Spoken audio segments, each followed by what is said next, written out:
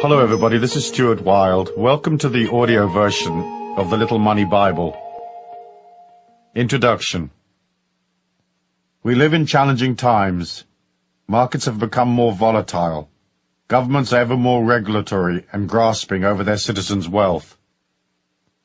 It's time to review the laws of money. In such changing conditions, it's easy to lose sight of the fact that we live in a very abundant world, that the laws of money and flow are eternal and natural, that nothing has really changed. Abundance is our birthright. Here in this little book, I will reiterate the main laws and principles from my other books on abundance. The trick to money is having some, and life was never meant to be a struggle, and encapsulate them for a fast and easy listen. These are the laws of money. They serve to remind us how to align effortlessly with flow and abundance. Money is energy. Your life is energy. You are a physical body, a personality formed from a collection of memories. But what you are in the end is a feeling. That feeling has a spiritual identity. It is your soul. Money is also a feeling of wealth, security, flow, and success. Sometimes money can be a feeling of importance and specialness, a feeling of power. Throughout history, philosophers and great religious leaders have taught that there is a divine abundance which ebbs and flows through our lives, as the seasons do. We are loved and provided for. Money is just a symbol of the infinite goodness, the compassion that gave us life. We intrinsically know how to manage on the physical plane. The knowing is God-given and natural. In these pages, I lay out the 10 Commandments of money. This is not a rah-rah, up-and-at-'em, get-your-act-together book. Instead, we look at the psychological aspects of aligning to money. But you also find the deeper metaphysical secrets of abundance laid out here, the inner game, as some call it. They are the subtleties known only to some, subtleties usually overlooked because they're not immediately obvious. We each have to search within to comprehend the ebb and flow of money in our lives. It's one of the great spiritual lessons of the earth plane, as are physical balance, love and compassion, interpersonal relationships, and the other experiences we collect in life. Money is important, first because obviously we have to eat. Second, because as divine spirits, we get a free body, and we're spiritually required to take that body around the earth plane to collect life's experiences. Mobility is important. It grants you the wherewithal to delve deep within yourself, to pull out your true power. From that personal power flows all the money that you'll ever need. At the end of your life, with all its triumphs and all its beauty, you're just a collection of memories you managed to acquire. Those memories make up your spiritual identity, your soul, expressed as a sacred, infinite feeling.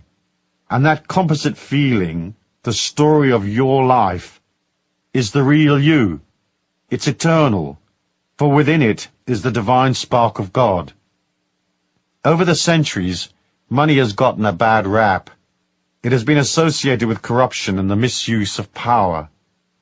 The perception grew that somehow the rich deprived the poor, and that if you became wealthy, you disconnected yourself from love, goodness, and the God force. This is not necessarily so. I genuinely believe you can be rich and spiritual, and that with your abundance you can create love and compassion, using your wealth to help others strengthen themselves so that they might also accumulate money.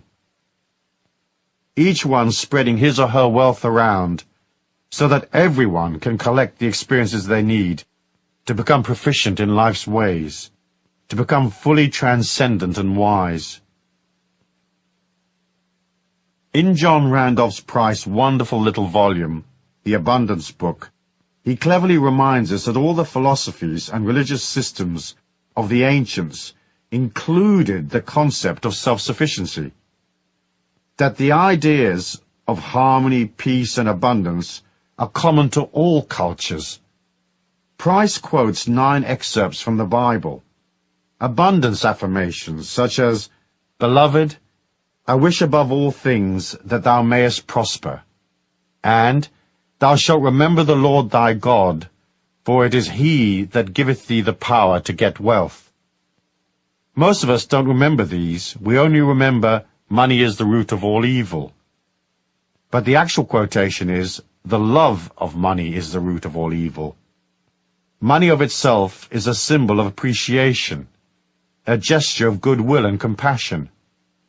It's only the negative emotions around money that are evil: greed, avarice, an obsession with power, and so on. Money is neutral. It's only a solidified form of energy, light. And light, of course, is also neutral. It can illuminate a church or cast shadows in a torture chamber. In the early Christian era, the church sought to control people. The ideas of self-sufficiency and the oneness of all things was edited out of the scriptures and religious teachings. Self-empowerment and independence were considered threats to religious authority and the feudal control of common people. But times have changed.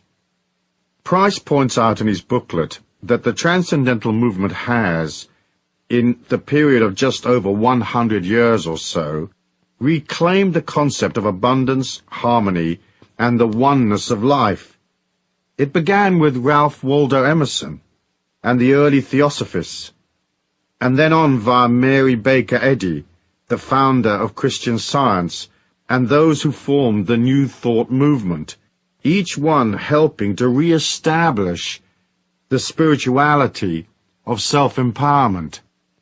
John Randolph Price points out that the idea of spiritual empowerment of the individual was carried from tentative beginnings to a greater and greater acceptance, finally emerging as a great spiritual light.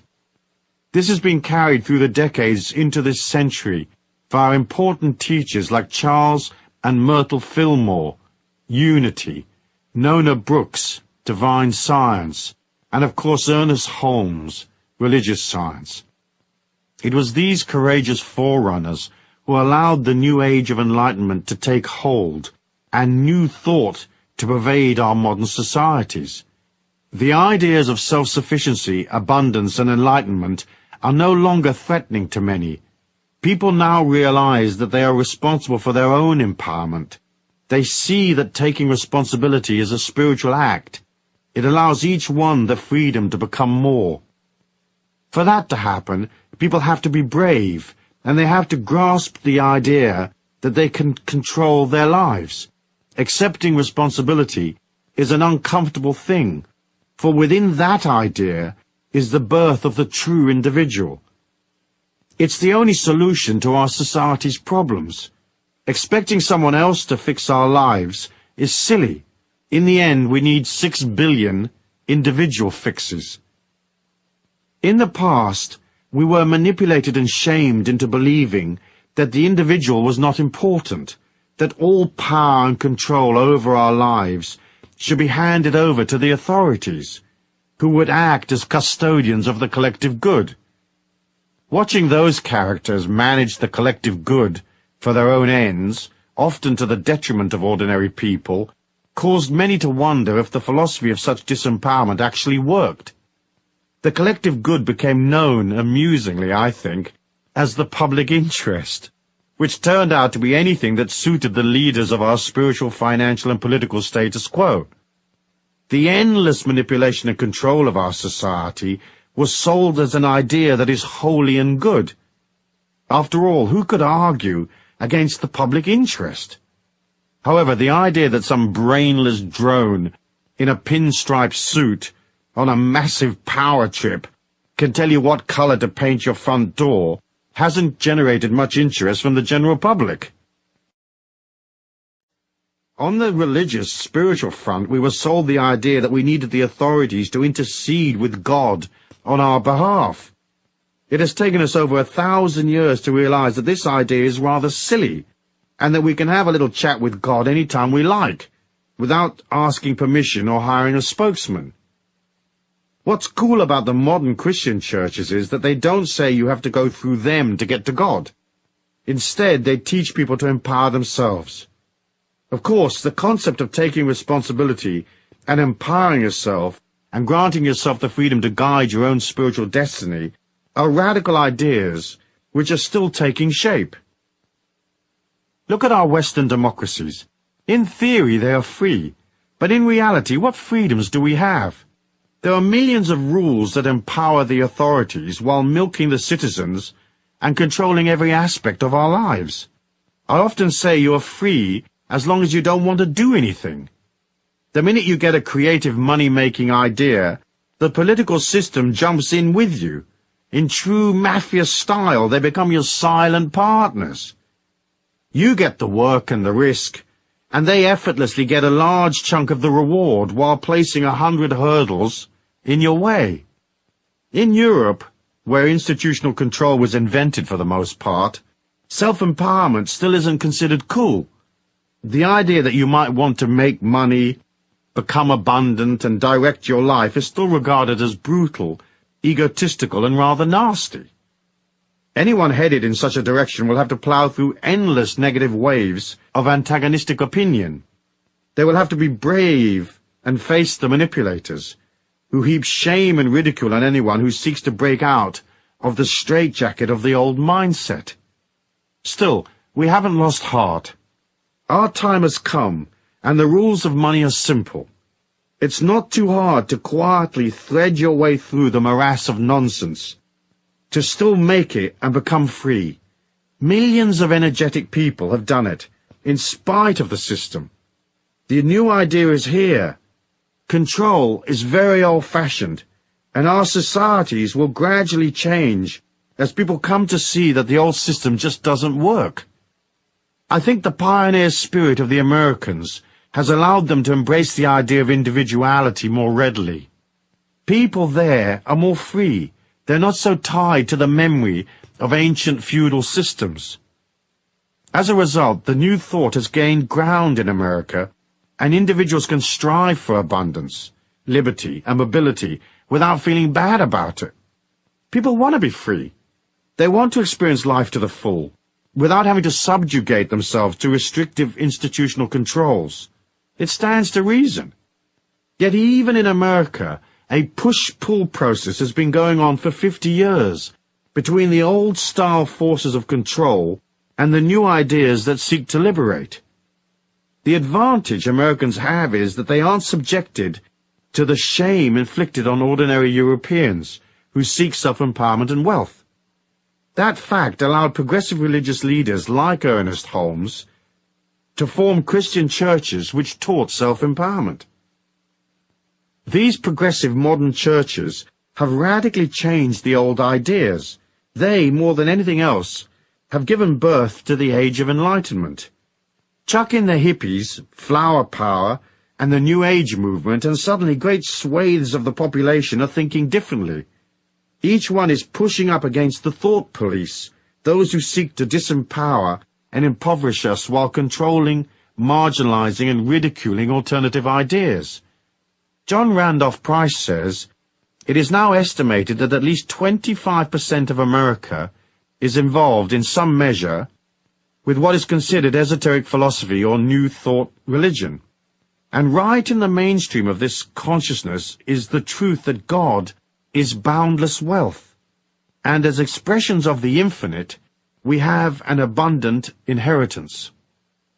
In the time frame of history, these ideas are brand new, and yet they have swept America like wildfire and spread from there across the Western world. The concept of abundance and self-reliance is being given a new image.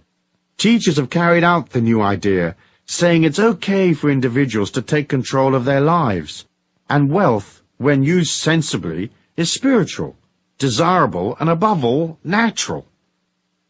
That's not to say that poverty is necessarily unnatural, for some are born into difficult situations where they lack opportunity or education. Yet we can all rise, no matter how humble our origins, for money is energy, and generating energy requires nothing except enthusiasm. We should also remember that the inability to align to money in abundance is not a misfortune, nor is it necessarily bad luck, or a sad karma that you've been lumbered with.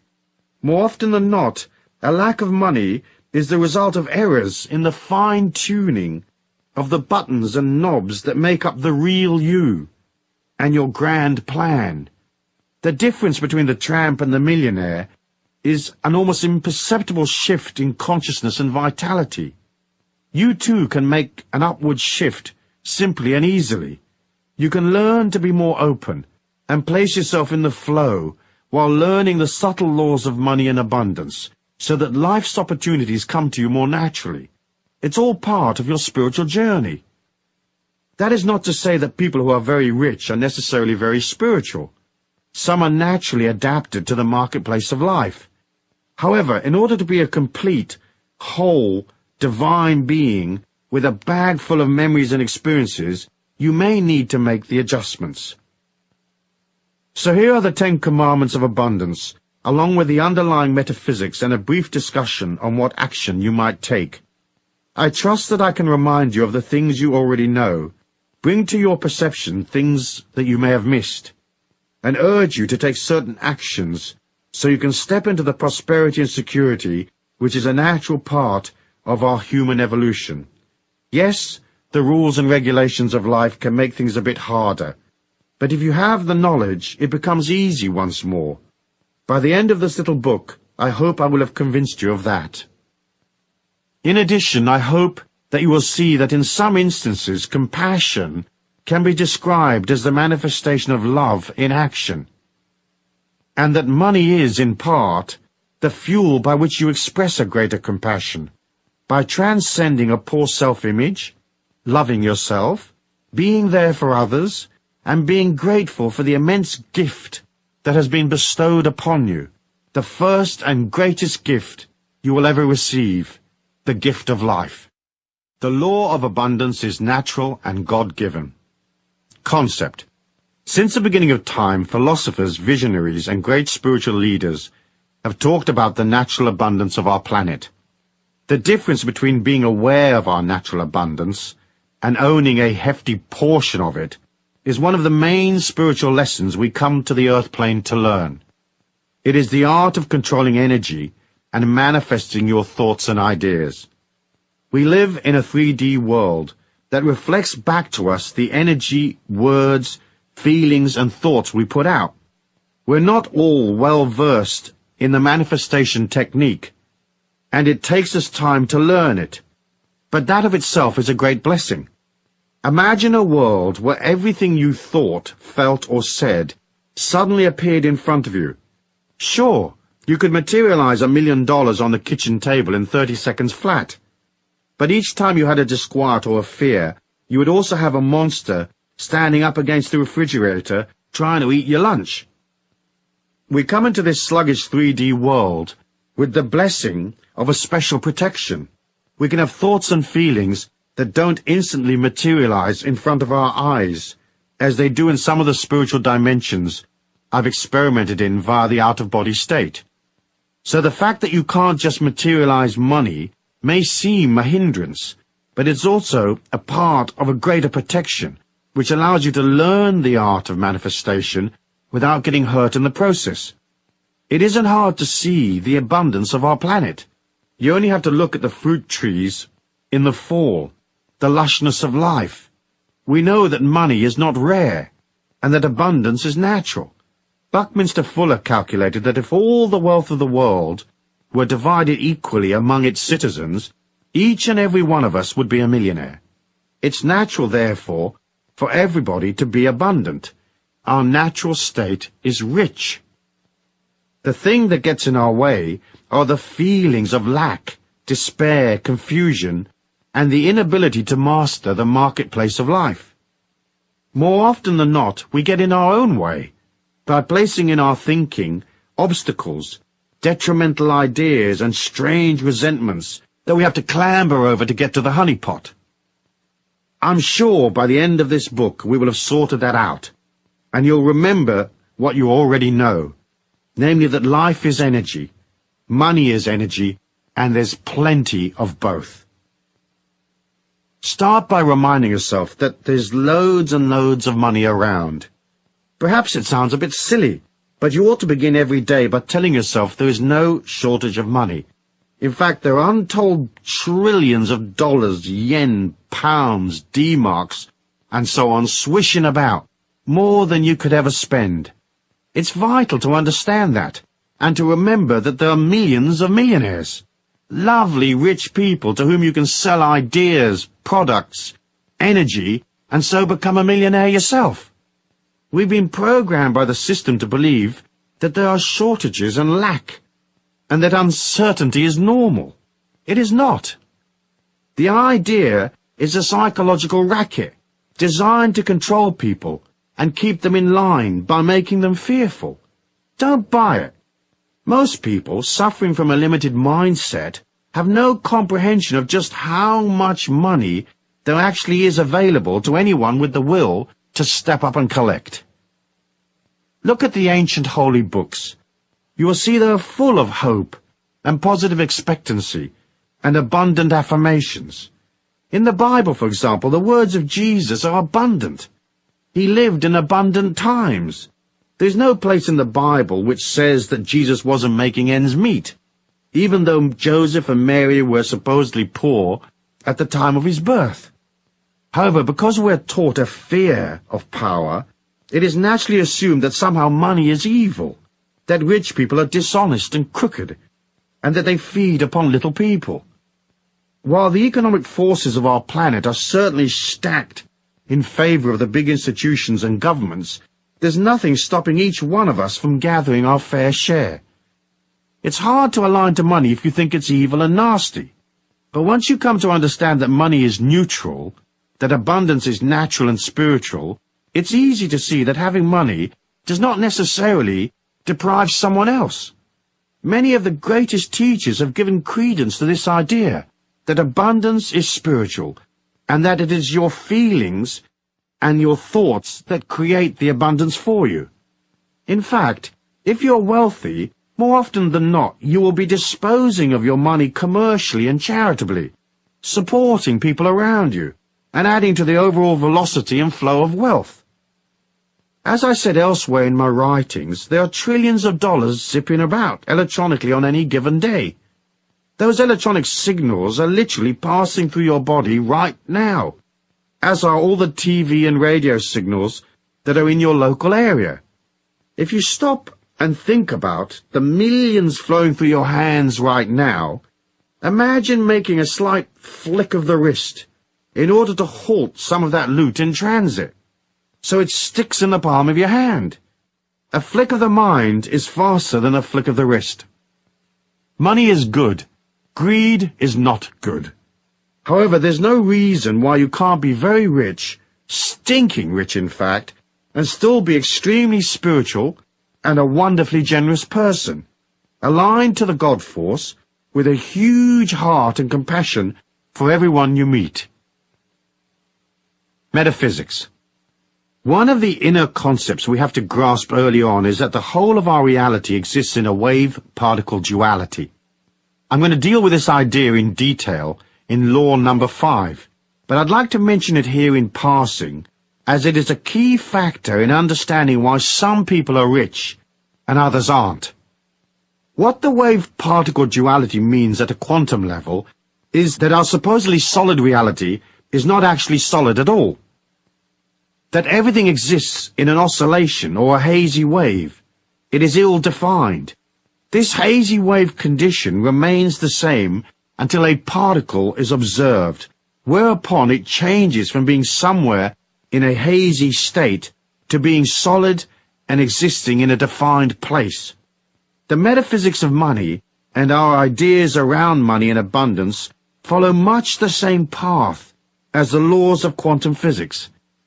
In order for money to become part of your life, it has to go from a hazy wave state of ideas, dreaming, wishing, yearning, and vague maybes, into a solid state, a dollar bill, credit in your bank account, a coin in your pocket.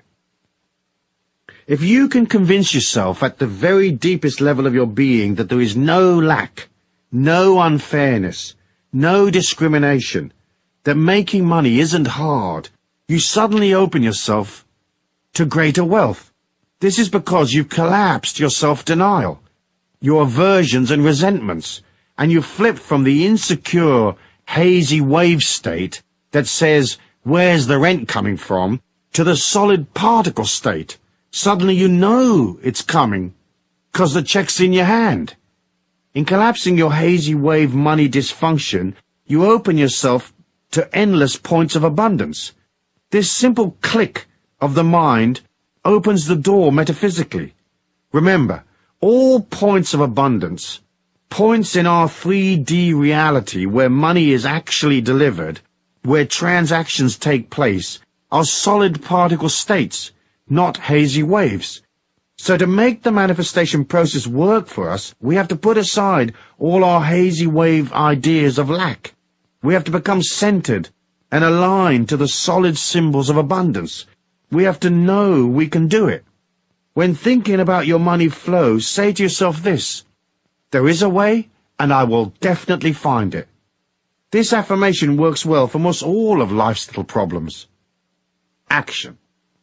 Take a little time over the next few days to stop and concentrate on things that you consider to be manifestations of abundance. Go to places where wealthy people hang out.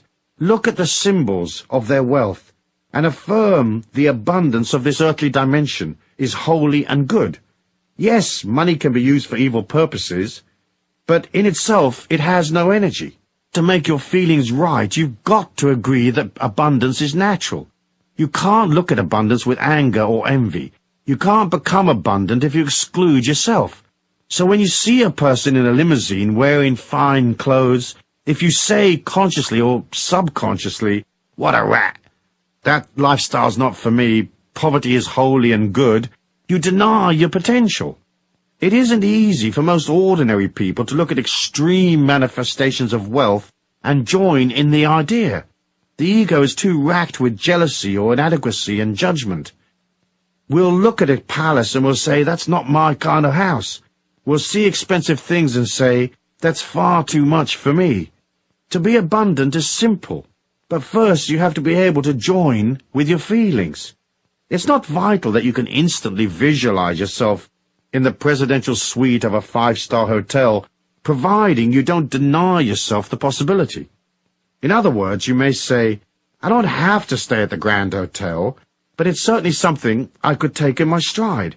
It's certainly something that I'm pleased exists.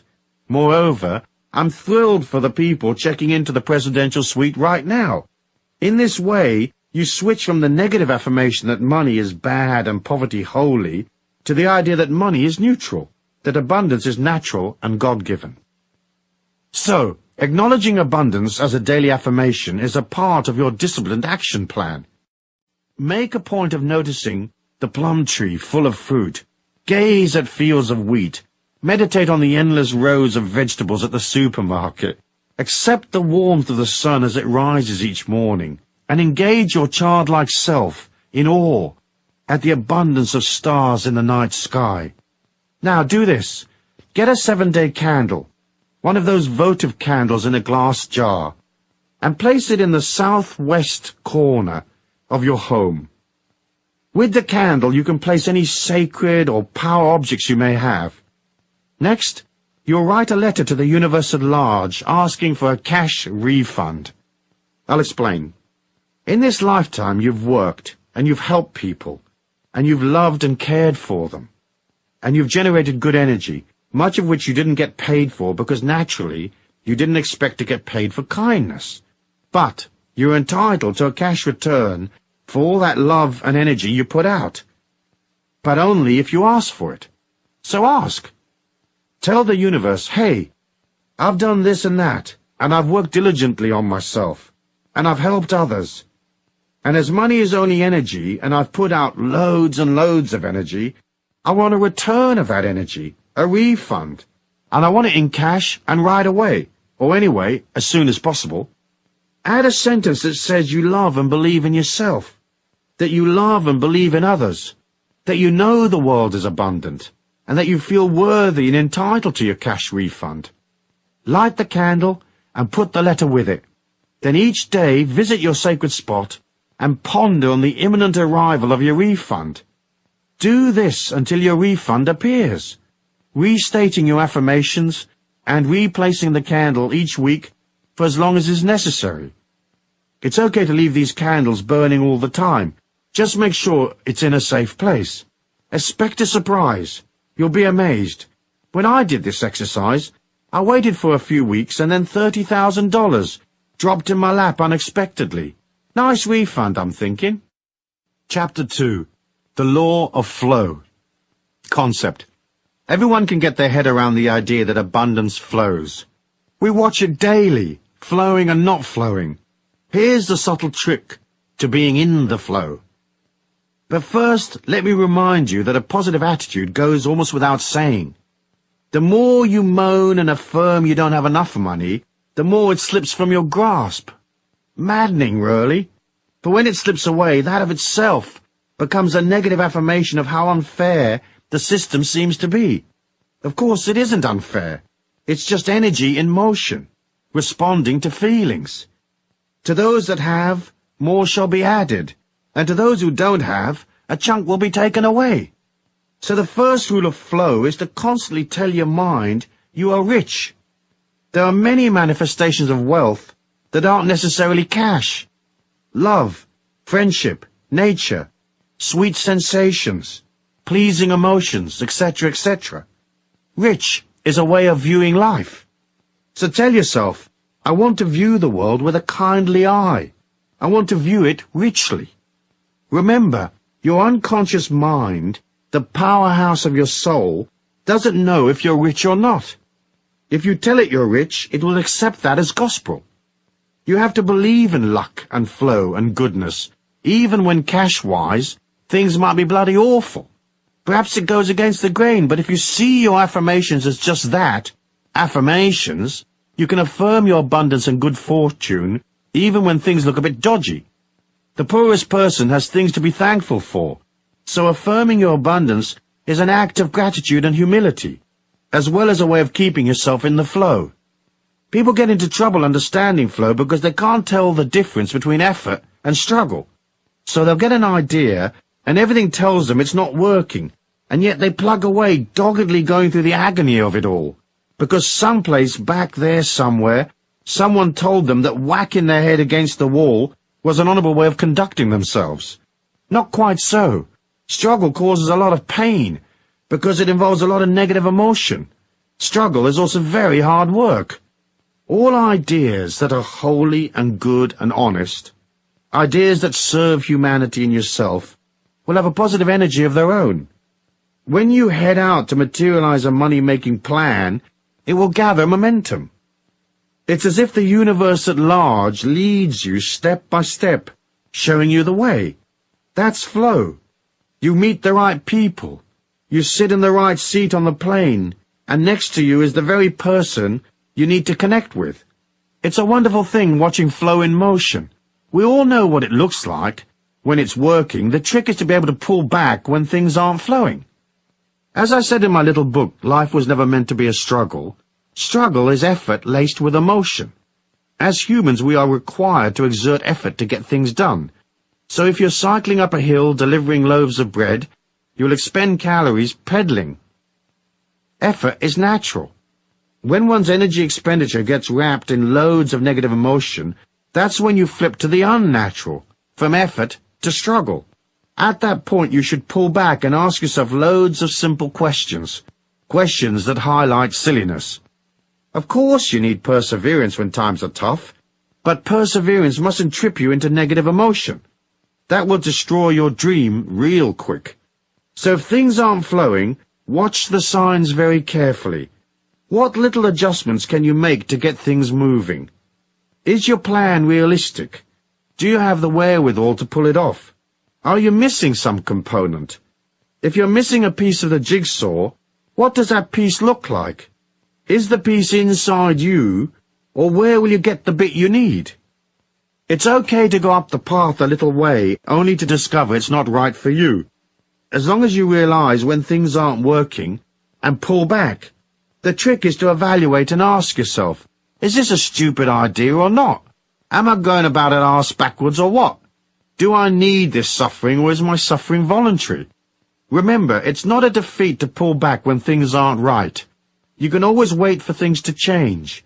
The fool plugs away regardless of the signs.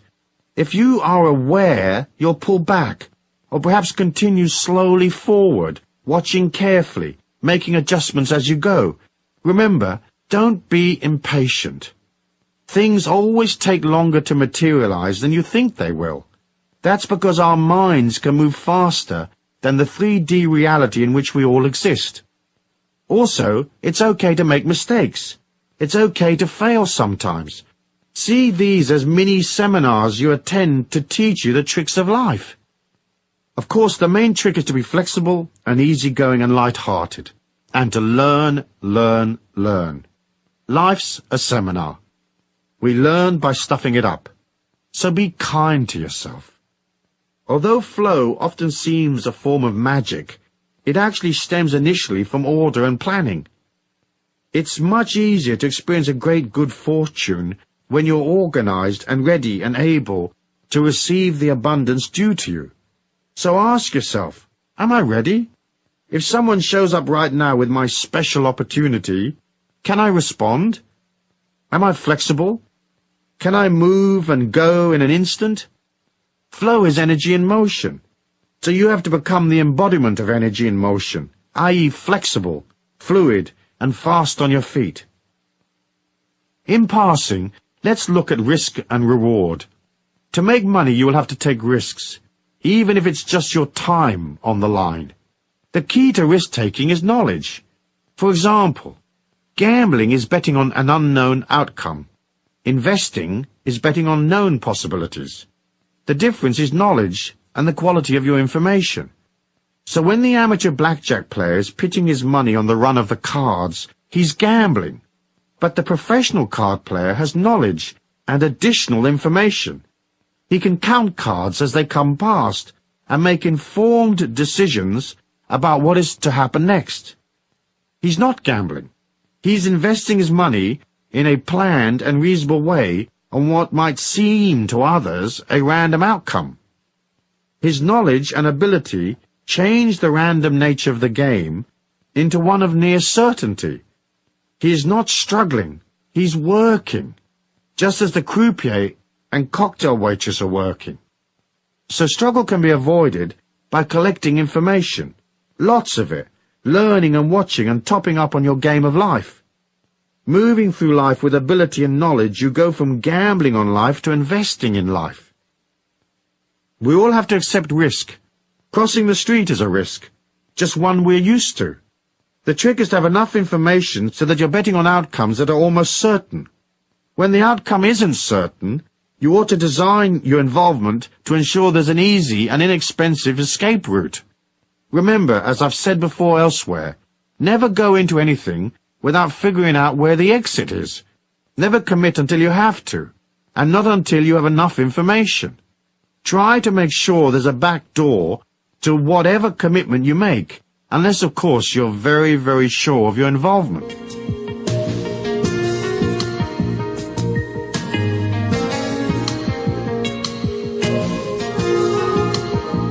Metaphysics.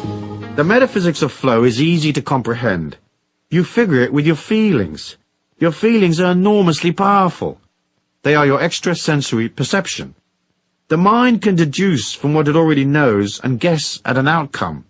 And millions are lost every day using this intellectual guessing method. But your feelings are more accurate, for everything is energy.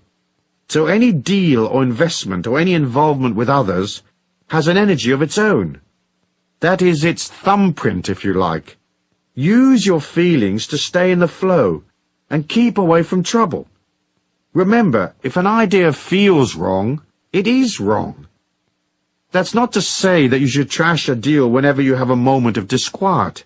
It's just to say, if suddenly there's an energy shift, you're in tune with your feelings. That shift will alert your feelings. When something feels odd, stop and notice and take stock. Your feelings guide you away from trouble. Half the trick to making money and being in flow is staying away from deals that don't work. It's the deals you walk away from that make you rich, as much as the successful deals. So put your feelings into everything. Meditate and become a satellite for your subtle feelings. The way to build up your sensitivity is to ask. Constantly refer back to your feelings to confirm your direction. If you're in a meeting, mentally reach out to the other people there, and imagine your arm extending to touch them in the heart. Then mentally pull your arm back quickly, while centering your mind, blanking it, and ask, how does this person feel? Edgy, arrogant, angry, excited, crooked, safe, loving, kind, and so on. Your first impression will be the correct one. The litmus test to referring to your feelings should be used many times a day. Energy shifts constantly, so you'll want to be aware, especially when dealing with other people. How does this situation or person feel right now? How is it different from the way it felt last time I checked in? Is this deal I'm considering for real? Or has something changed? What's the upside? What's the downside? Is the downside far greater than the upside? Is the risk worth taking? Then ask yourself how you feel. Are you happy, comfortable, flowing along, or is there something bothering you? Staying in the flow is only really a matter of staying close to your feelings. Struggle comes from a lack of awareness of self and from poor quality information. It is also compounded by the inability to turn back when the energy on a particular path peters out. Stay in the pocket. Be aware, shift and change. And never get into anything you can't walk away from. Keep these rules, and you will always be in the flow. Action. The action of flow is one of being alive and aware, ready to step forward fearlessly. You have to move towards your target, so do something each and every day that improves your situation and takes you closer to your dream. Sometimes that action may just be a simple thing that grants you more stability or more order, like perhaps you take a day out to tidy up your paperwork. Order of itself is a positive thing, is it not? Rarely do opportunities find you. Usually you have to be moving towards them. So heighten your ability to stay in the flow by heading out, talking to people, making contacts, stepping out from where it's safe and cozy, pushing against your comfort zones, reaching out. That's how the faucet of flow is turned on, by generating energy each day so that the universe at large can engage its magnificent laws and deliver to you even more energy. Try this. As well as moving towards your goals physically, through action, say, simultaneously clear a path on an inner level by blowing love and light out ahead of you. For example, if there's a person in your way, your boss say, start every morning by sitting quietly and seeing her or him in your mind's eye. Bring them up close to you so you're almost eyeball to eyeball. Then breathe a long breath in and expel that breath out into their heart. No matter how antagonistic you may feel, send them light and love. Do that ceremoniously 11 times. They will change. You'll see. If you need them out of your way, don't wish them harm or evil. Just do this. After you've finished the 11 breaths, visualize them very small, in the palm of your hand. Look down on them from above. Look at them standing there in your hand, an inch high, say. Then hold your hand up to your mouth and expel a short, sharp breath at them. Literally, blow them away, saying, I release you with love and light. Go in peace to your highest good. But go! Using this method, I got rid of a bothersome IRS tax agent who'd been harassing me for 18 months. A few days of this metaphysical hurricane, and he quit the service. The next bloke assigned to my case was so overworked and confused and stressed out that he closed my file with no more objections. If, say, you're off to an important meeting today, breathe in the location if you know it. See it in your mind's eye if you've been there before, or visualize the people, or at worst, just imagine the meeting. Breathe in 11 times and see love and light to that location. Remember to tell your mind approximately what time the meeting will be. So say, I'm projecting this love and light to such and such a location for use between the hours of noon and 2 o'clock or whatever. Use your inner power equally with your outer strength. That inner power places good energy ahead of you. It gets rid of dodgy people and helps close the gap between you and money. That brings us to the next law of money, which is the law of distance. Chapter 3. The Law of Money and Distance. Concept. In order to be abundant, we have to be close to money. Often our relationship to money follows a push-pull, love-hate pattern similar to our other relationships. Sometimes a marriage or an interpersonal relationship may seem close on the surface, but in reality may be quite distant on an emotional level.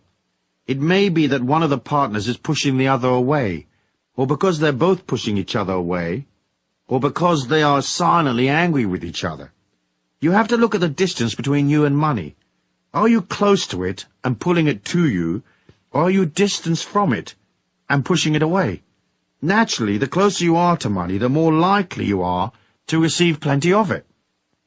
The law of distance breaks out into 3 distinct categories: emotional, intellectual, and physical distance. Let's talk about emotional distance first. If you have subconsciously established an emotional distance from money over the years, and if that distance is embedded deep in your mind, an anti-money veneer develops around you like a rhino's skin. It's a bubble of energy that disempowers you, denying you access to the green stuff. In a weird way, the anti-money veneer is trying to protect you from getting money. It establishes itself over the years.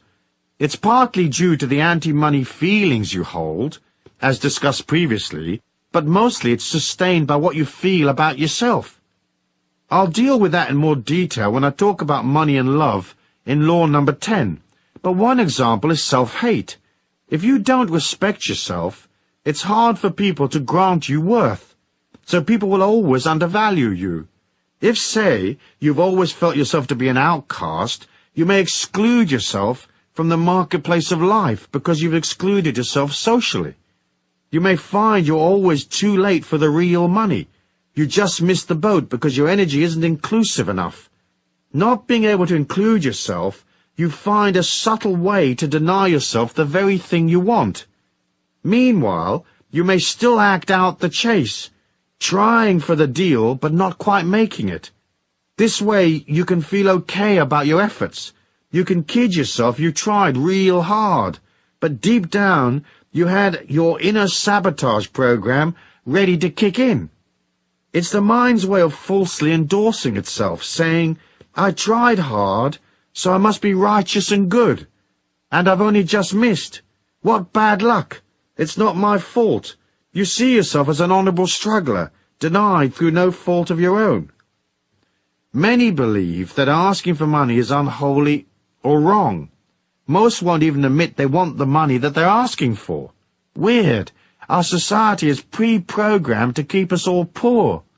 We don't have to ask for oxygen, and money is a type of oxygen. You can't operate out of, if I don't breathe, will you love me? If I don't charge you, will you consider me holy and good and a nice person? Will you accept me? If asking is an issue for you, practice, practice, practice. Start at the bathroom mirror. Imagine your customers, boss, whoever, there in front of you. Imagine them asking you, how much do I owe you? And see yourself smiling as you pause to mentally double your prices. And listen while you say unashamedly, $30,000, thank you. See your hand out, waiting to receive your self-worth in the solid particle form. Once you realize that the emotional distance between you and money might have occurred because you acted against yourself in the past, disempowering your chances, establishing a distance between you and money, you can fairly easily click your mind and start including yourself. A good thing to do as part of your abundance affirmation is to include yourself in socially. Go to the street party, show up at the dance, attend church, seek people out, and make it a discipline to include yourself. Remember, the more people you know, the easier it is to make money. People are the custodians of the planet's wealth. Knowing people is almost as good as cash in the bank. If you've created an emotional distance between you and money in the past, take a moment to ponder on what those emotions might be. Write them down and really look at them. See where they came from. Then realize that all you have to do is change your mind and act out that change by sidling up to where the moolah is. At the same time, you have to work on how the bubble of anti-money protection built up around you. Some of it is shame, as I said, but most of it is suppressed anger. Once you identify what feelings you've suppressed, you can start owning them. Once you realize you're angry, you can release it. Whack the cushions with a bat. Rant and scream and shout. Release the anger, saying, I'm angry because I'm not getting paid as much as I'm really worth. Let it go. You can change the situation later and put up your prices, but first you must release the emotion. You can't get a pay rise when you're angry.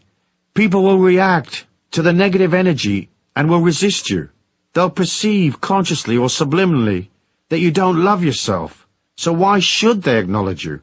They may even try to cut your money because they see you are devaluing yourself. Write down on a scrap of paper what it is that irritates you or frustrates you, the things that make you angry about money and the way it flows into your life.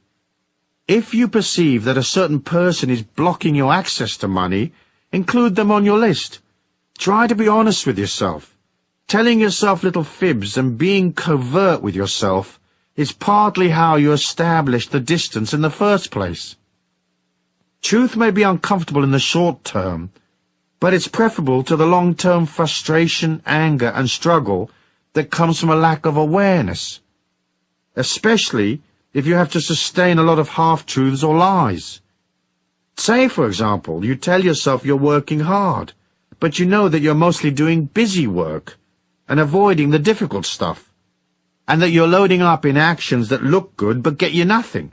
If this is so, you might get very pissed off by your lack of results, without being aware that you're acting as a terrorist against yourself, sabotaging your bottom line. Once you're honest, you can make adjustments. If, say, you've kidded yourself you're brilliant at what you do, when in fact your performance is sloppy and inferior, it limits your ability to get to the truth and really improve. Usually you'll claim that your lack is because of some outside force, luck or whatever. Most people you meet are fairly useless at what they do. You know that because you see it every day. Now this sloppiness of attitude, this laziness and lack of effort does not necessarily apply to you, but we can all evaluate and improve, can we not? On the other hand, you might have created an emotional distance between you and money because you've capped what you will give.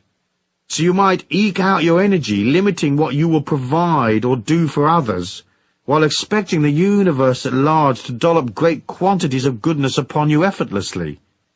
You have to be ready to serve and to give. You don't have to give money away necessarily, especially if you don't have much, but you do have to give of your heart. You have to be emotionally generous and willing and open, and not tight-assed and closed. If you expect the universe at large to increase your income 10 times, it's hard for that to happen if your heart is closed and you are no bigger as a person than you were before. It's simple to comprehend. Big heart, big money. Little heart, little money. And lots of rip-offs and missed opportunities. Deals that go sour, ad infinitum. Easy peasy lemon squeezy, anyone can work that out. So closing the emotional distance means opening your heart, going past your resistance, stepping up to bat, and including yourself in the process of life. You have to be present and aware. You have to join, not avoid the issue. So be open, be ready, willing, limitless, agree to serve. Subjugate your ego for the needs of others, but don't lose your sense of self. Be available, open and ready, but don't give yourself away either. You can hold on to a strong sense of self-worth and still serve others.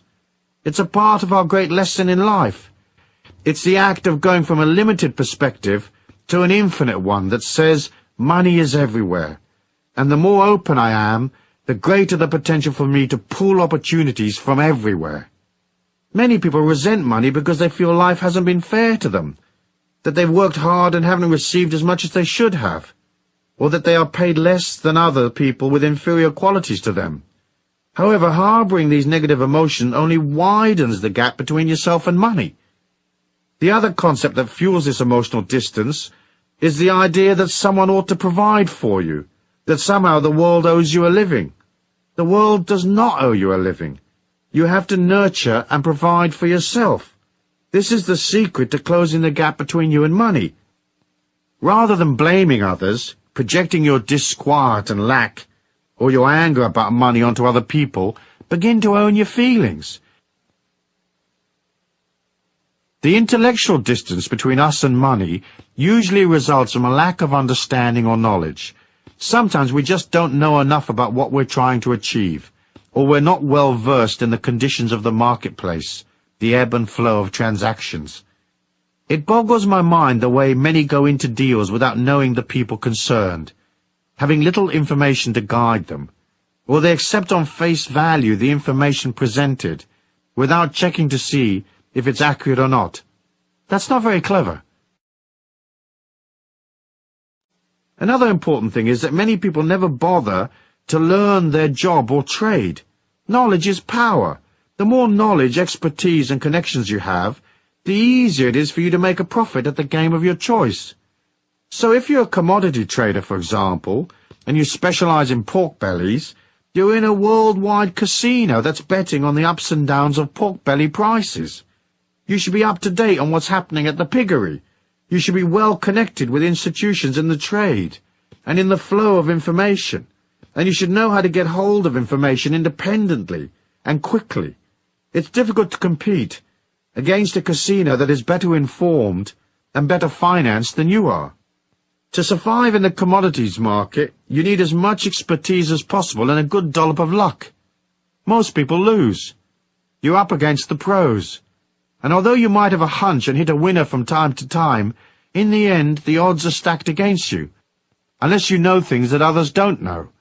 They say the way to get a small fortune in commodities is to start with a very large fortune.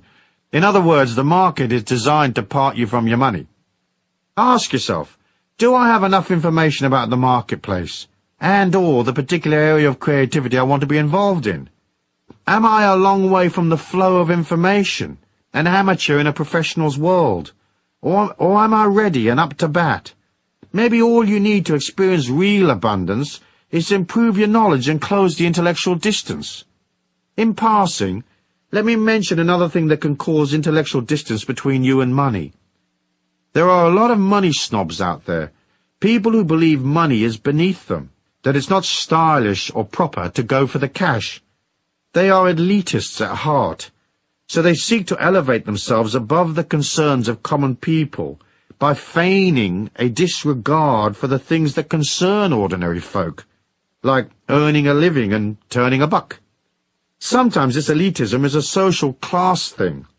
Sometimes it's a form of spiritual elitism, where a person feels themselves far too holy-moly to be dealing with the trappings of the real world. Don't be a money snob, unless of course you've inherited millions. Then you can do what you like. The rest of us have to deal with life day to day, and money is a part of taking responsibility and accepting the system. You might as well enroll for the seminar and get it right, quick. That's the most pleasing way. It takes you to harmony and well-being and a stress-free existence via the shortest route. The matter of physical distance is simple to comprehend. Certain industries are located in certain places in the world. If you're a long way from where the action is, you may want to consider closing the gap. For example, if you want to make it big in movies, you more or less have got to be in New York or LA. It's pointless being in Arkansas if you want to be in films. Closing the physical distance is a matter of showing up in the marketplace, becoming a face that people know, demonstrating your expertise, and getting into the loop where the movers and shakers are. People who could bestow great opportunities upon you, perhaps hire you or give you a contract, aren't scouring the distant hills for talent. They're in the flow. The people they know and socialize with are also in the business, and they're communicating with those who made the effort to show up and declare themselves in the loop. So to make it, you have to go beyond your resistance, your shyness or inhibition, and head into the marketplace. It doesn't matter if you're not ready. If, say, you're a composer of pop music and you haven't got all your songs and demos together, you've still got to declare yourself in. It's a physical, emotional, intellectual declaration. You have to know what you're doing and be aware of which record companies are buying what acts, who's up and who's down, what's happening and what isn't. It's also a physical declaration of saying, I'm going to go past my shyness. I'm going to make the connections and enter the loop. Because knowing people is a very big part of closing in on my dream. I'm going to appear and play my songs in clubs. I'm going to put out demos. I'm going to become a commodity. Sooner or later I'll be noticed, and a great prize will descend upon me. Metaphysics. The metaphysics of distance are connected to the subtle bioelectric energy field, the etheric, that surrounds you. It is a map of your feelings. When you are a long way from money, emotionally, intellectually, or physically, your subtle energy will lean forward towards the few money sources that you do have. It will lean against people, begging for opportunities, begging for life to cut you some slack, or begging for a miracle to cover your phone bill. Your subtle energy becomes sloppy because you're leaning away from your power, towards what you perceive as the lifeboat. When you're solid, when you're taking action, working on yourself, your etheric is strong and powerful. It's not leaning up against life, trying to pillage it. It is standing straight, saying, I'm working on myself, collecting knowledge, processing my feelings, improving my performance. I've brought myself to the marketplace, and I am at peace with myself. I know money flows. I know fantastic opportunities are available to me. I don't have to lean against people. I can wait, watch, and pick my moment. I'm not whining and begging, globbing on to people like some sort of sticky goop, hoping they will elevate me or cut me a special deal. In the metaphysics of distance, you don't lean up against what you want, because in doing so you push it away. Stand straight, nurture yourself, crown yourself king or queen, and work on things that are practical, things that endorse and help you. Action. It's a simple thing to sit in meditation and differentiate between your intellectual attitude to money and your deep inner feelings. Most people would like to have some more of it, but you have to ask yourself if there's a contradiction between what you say you want, hey, I want more abundance in my life, and what you actually feel.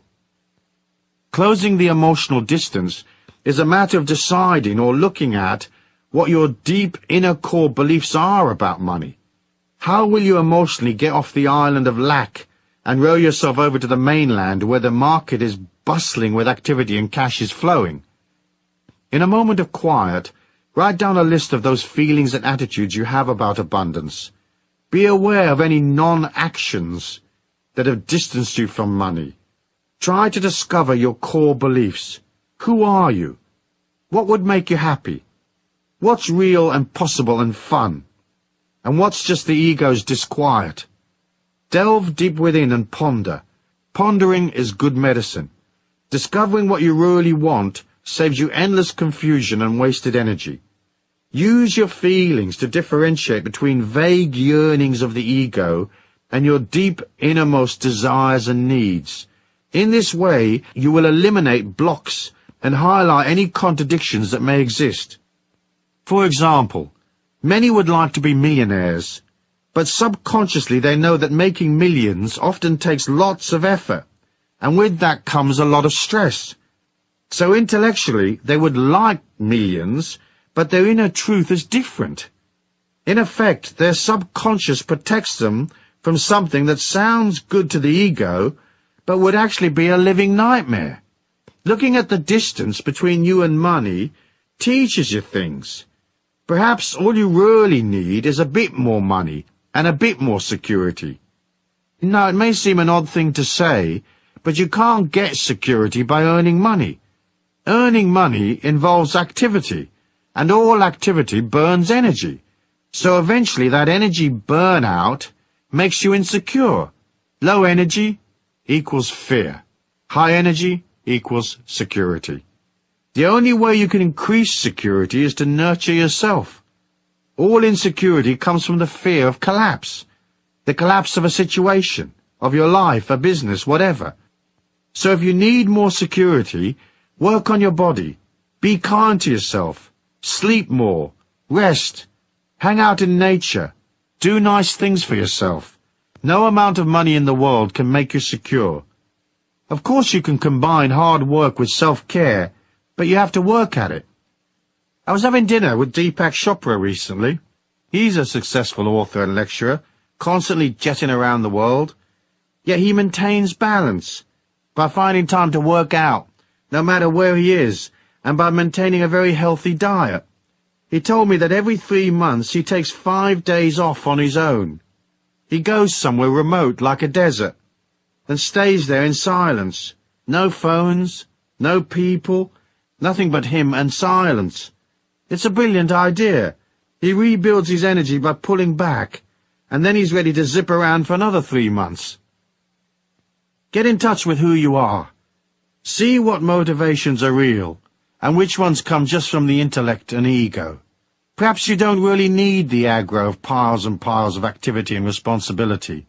Perhaps all you need is a carefree life, with some good creativity, loads of friends, and plenty of fun and games. In the end, you must both take care of the inner spiritual self and satisfy the many needs of the outer self. It's a balancing act, like everything is a balancing act. If you look within and discover that making piles of money is your thing, but worry about the contradiction that may exist within you, don't despair. It's easy to change the subconscious. You just tell it that you've decided to change. You can easily rewrite your subconscious mind. You just keep telling it something different.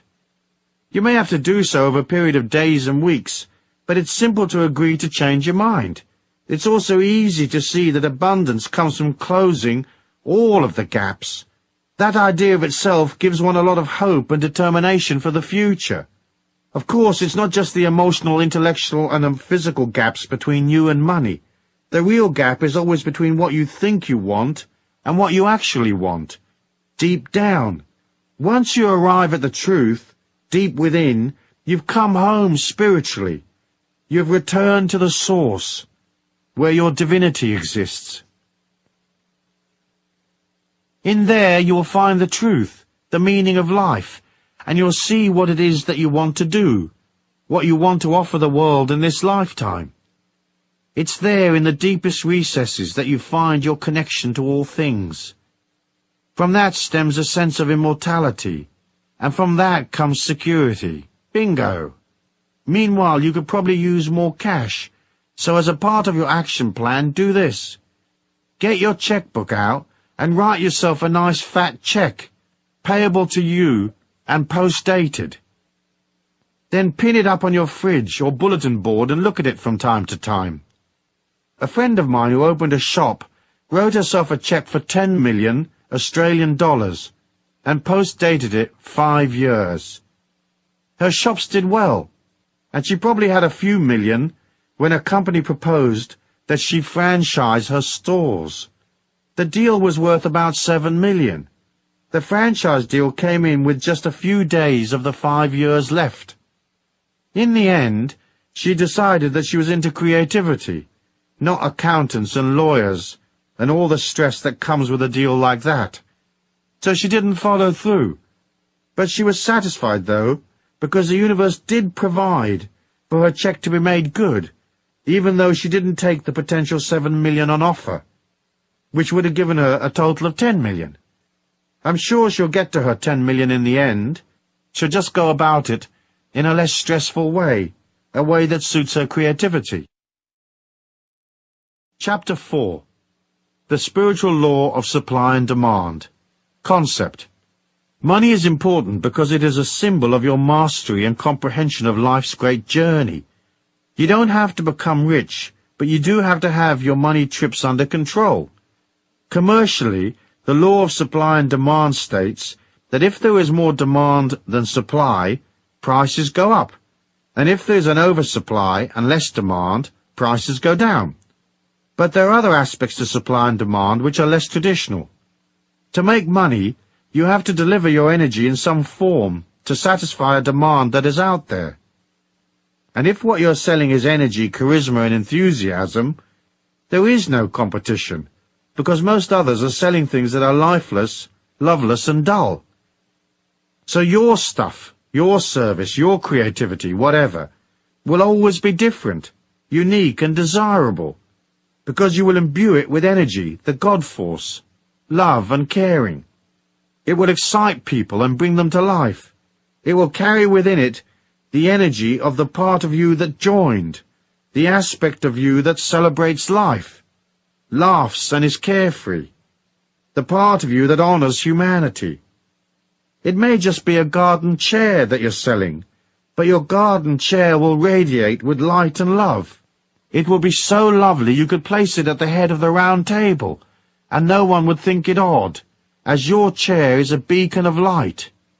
Energy is easy to sell. Everyone is into it. It helps them feel special, looked after, and secure. Once you imbue your life, your products, and so on, with energy, you will see that the law of supply and demand no longer applies. It only relates to the tick-tock world we see around us. It does not apply once you understand the trick of projecting energy into your money-making activities. To properly comprehend this idea, you first have to make a subtle ego shift in your mind. You have to switch from focusing on yourself, what do I need, who will supply my demands, what will I eat, who will give me the things I want, and you have to concentrate instead on the needs of others.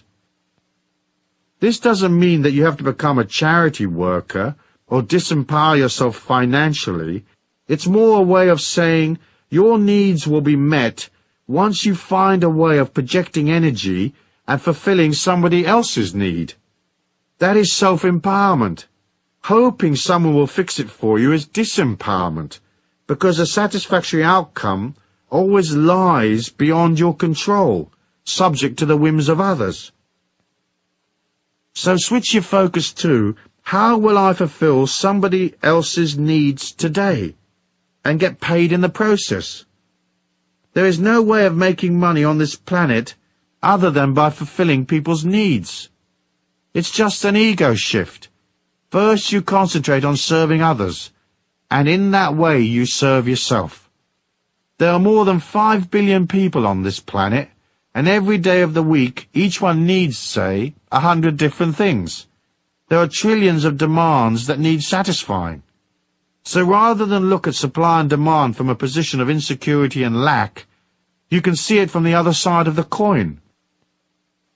There is a perpetual oversupply of demand. If you can't give people one thing imbued with an energy that shines like crazy, you sure as hell can find something else they'll want. When you're selling energy, you're selling light, so your possibilities are infinite. What will you supply? The things that humans buy come in 3 categories. They buy services, knowledge, or products. Nothing else. You can raise your energy, you can change your consciousness, you can align to the divine abundance in all life, but when people are attracted to what you are, you have to have a knowledge, a service, or a product to sell them. Simple, really. By concentrating on what people need, you become abundant. When you look at the marketplace of life, isn't it true that so many products don't work? How many restaurants have you eaten in that are not clean or customer-oriented? How many businesses exist just to screw people, rather than to love them and satisfy their needs? There are so many shoddy products and rip-off merchants who haven't clicked into, how will I fulfill my customer's needs? Often, a customer's needs may just be an emotional need to talk to you about their life while you're selling them something. However, in order to get this supply and demand thing down right, you have to think in terms of energy, and you have to be clear what you will sell people.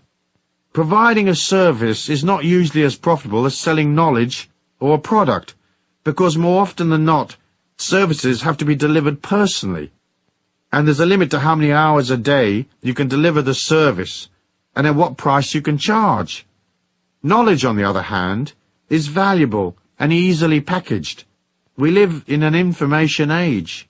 There are hundreds of ways of packaging knowledge.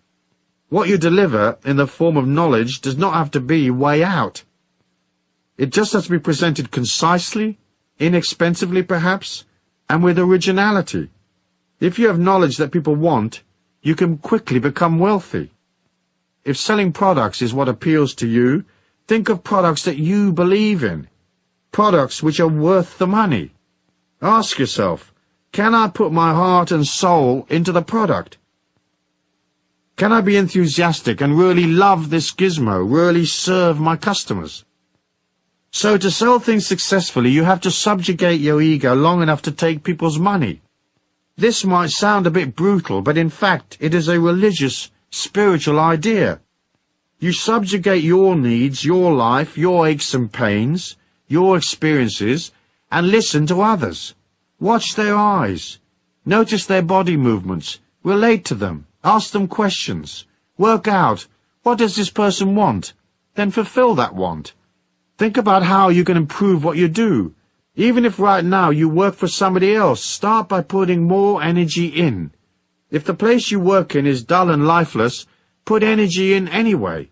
For by doing that, you will catapult yourself out of there to something better. If you're self-employed, think how you can make 20 improvements to your knowledge, service, or product. In the end, you're selling yourself. So you'll want that looking good. You need to offer love, kindness, and charisma. You'll want to be big-hearted, and right there, bushy-tailed and up to bat. So ask yourself, are you eyeball to eyeball with life, ready to serve? Or does some aspect of your personal agenda get in the way? If it does, put it to one side, quick. Put it aside long enough to cash the check anyway. You can always visit your therapist after work. So offer beauty in an ugly world. Offer kindness where ego and greed predominate. Be accommodating and free-flowing when others are uptight, edgy and stiff. It's so easy to understand. Take the product you're selling and visualize the divine light shining upon you. Breathe that light into your being and breathe it out. Place the light into the thing you're selling. If you are a massage therapist, project light into your table and your little bottles of oil.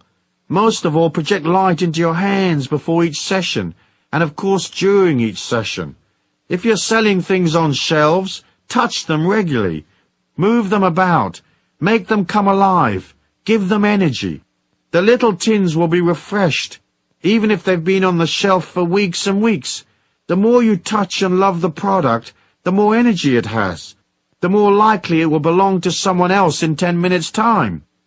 If you sell information, make it original, clear and concise, and idiot-proof, so anyone can understand it. How often have you read instructions on how to access some information, say on the internet, and you wonder if it's written in Hindustani or ancient Sanskrit, or what language is it written in? Why is that? Because the person who wrote it was thinking of himself, not you. Just say it's a man this time. He lives in his own world in a basement with an IQ of 180. He hasn't seen daylight for many years, and the only human he ever talks to is a pizza delivery man. He couldn't give a stuff if you know your www.coms or not. You have to think of others. There are loads of people out there who aren't very clever, but they have money. Will they understand what you are offering? Then again, there are others who are fairly bright, but they can't unscrew a little nut, as their expertise lies elsewhere. When I see the words easy assembly on a product, I immediately flee to the safety of the parking lot. I know if they say it's easy, I'm going to have to hire a rocket scientist to figure it out. So what will you sell, and how will you make it irresistibly beautiful? In forcing yourself to supply a beautiful service, knowledge, or product by imbuing it with gentleness, love, and light, you are disciplining yourself to go from ego to spirit, from greed to abundance. from negative emotions to love. When you concentrate on people and you provide things for them, you're falling in love with them. Choose love to make your life abundant, and that love should be more or less unconditional, as best as you can manage anyway. Never forget that. Metaphysics. Inside your life's energy, personality and mind is an oscillating molecule of infinite goodness, the divine light, the Christ consciousness. If you align to that infinity within you, you will always have energy. There's no limit to the amount of God force you can have. By concentrating on goodness, processing your shadow side, disciplining yourself beyond bad habits, and meditating on the light, you'll become a light being. As you glow effortlessly with this energy, you will project that light into what you do. So you may not only be selling apples that are nutritious and tasty to eat, but apples that come with a little bit of your God force energy. You never have to compete once you infuse yourself and what you do with light. So your apples will outsell everybody else's. It's a matter of calling the light into your life. Put energy in. Visualize light going into the service you provide. Put light into your CD, musical tape, or the book you're packaging your knowledge in. Feel the manuscript bathed in light, or feel your product to be a part of the God force, albeit a tiny manifestation of such goodness. Remember, you are a teacher. You are helping people, making them feel safer, taking them from fear to love, from ignorance to knowledge. You are hauling them with a bag of apples from restriction to freedom. By mentally pushing these ideas into what you do, you are projecting the light out from yourself, and you're offering God. People will buy God-like apples a long time before they buy an ordinary apple. Once you have the God force in what you do, there's no more competition. You are no longer a victim of the vagaries of the market, the ups and downs of supply and demand. You're out on your own, miles ahead of the rest. I know a young man who opened a shop. It was minute, just 2 little rooms. The whole thing wasn't much bigger than the average kitchen. The shop sold candles, incense, aromatherapies and so forth. Heaps of other places in the town did the same thing, but he was a bit different, so he wasn't in competition with the others. The young man was soft and kind and loving. People would come in and he'd be right there for them. He'd talk to them, make them feel better, and they'd go out of his shop with a bottle of lang-a-lang extract or something. I'm sure many didn't know the difference between lang-a-lang and ding-a-ling, but it didn't matter, because it felt safe and correct and nurturing. He had a little fountain in the doorway, and that felt nice, and the shop was spotless. The few shelves he had were always fully stocked and neat. Little signs explained things, and he explained things, and you could pop in for a remedy for your granny's arthritis. He couldn't fix it necessarily, but you'd wind up with a candle or a book or something which was imbued with tons and tons of love, and that would cheer your granny up. Her immune system would kick in a bit stronger and she'd get a bit better. He sold love, 12 hours a day, 6 days a week. He was humble and kind and soft-spoken. And if he had an ego, it certainly wasn't around during working hours. People loved him. They flocked to his shop. After several years of selling love in little packages, he sold the shop for over $500,000, an astounding price for a few hundred square feet of shop. He used the cash to make another investment, and he did the same love thing there. Now, 8 years later, he's worth 3 to 4 million, and his company will soon go public. When it does, he'll receive an enormous refund, with a note from the Godforce saying, "Here's 20 million bucks, dude. Thanks for dishing out all that love and sweetness in a dull grey world." Action. Get a piece of paper and write down the services, knowledge, or products you are familiar with, the things you are already doing. Then write another list of things you might be interested in delivering to people. Having honed down your lists, look at your products, services, and packaged information, then analyze what other people have done in these fields. Ask yourself, is this other product exciting? Does it challenge? Does it inform? Does it teach people something? Does it enthuse them and make their life more comfortable? Does it help them to be sexier or more beautiful? What is in this product that has value? And how could it be improved? Perhaps you could take a very ordinary product that everybody is familiar with and add a little something that makes it absolutely irresistible. Look at your commercial life so far. What have you sold? Let's say you've always sold your labor, and you're working for someone at present. What can you do to put more energy into the labor you provide? You might say, I get paid the same amount of money whether I put more energy in or not. But this is not the point. If you energize yourself in your work, you'll find that 1. The job becomes more fun to do. 2. You are more likely to be promoted or given a raise. And 3. You lift your energy so high that you go beyond the job and hop perhaps to another corporation that pays you twice as much. And you do this by arriving a little earlier, staying a little later, improving your efficiency, and making an effort to relate emotionally to the people around you. It's good to practice putting energy in right now, no matter how dull the current situation. Later in life, that energy will become cash in the bank, or abundance, or wonderfulness of one kind or another. Under the metaphysical laws of supply and demand, you should not limit how much you're going to put out. You don't have to let the world use you, but you have to give because you want to receive. To start by giving. Give of your attention and concentration. Give of your love. Give of your energy. Don't destroy yourself with negative feelings towards other people. If you can't love them, be neutral. Be enthusiastic. Be open. Be up there for it.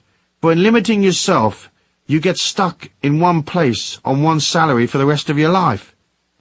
As you agree to give as part of your action plan, and as you begin to look at how you can improve your service, knowledge, or product, it will take you to the next step. It carries you to a higher energy, a greater velocity, a larger salary, and bigger opportunities. It opens you to easy money. You'll find some money, or win some, or a great dollar moolah suddenly drops in your lap. Expect a payoff.